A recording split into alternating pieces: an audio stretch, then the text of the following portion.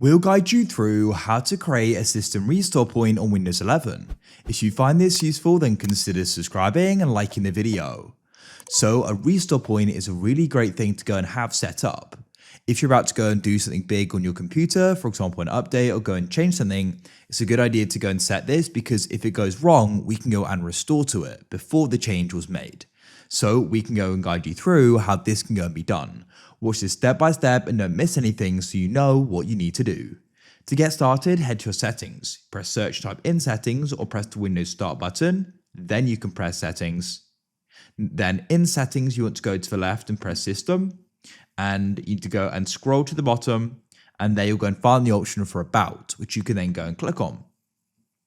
Now you want to go down at the bottom of just device specifications and related links. And you can find advanced system settings and click there. You'll go and get this pop up.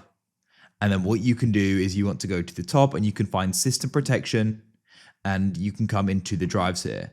You can go and make sure protection is turned on. If it isn't, select it, press configure, press turn on system protection, press apply and press OK.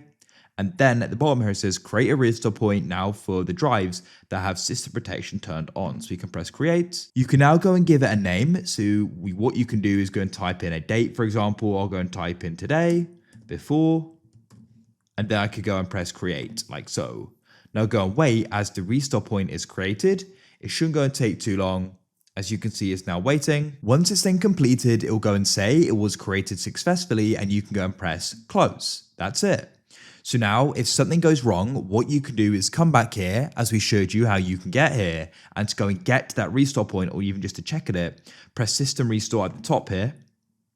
Then you can press next and you can then go and find the restore point you want to use. So I could go and select this one here and this is it. So this will be before the event that we want to go and get back from.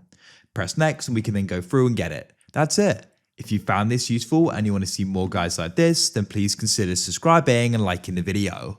I look forward to help you again in the future.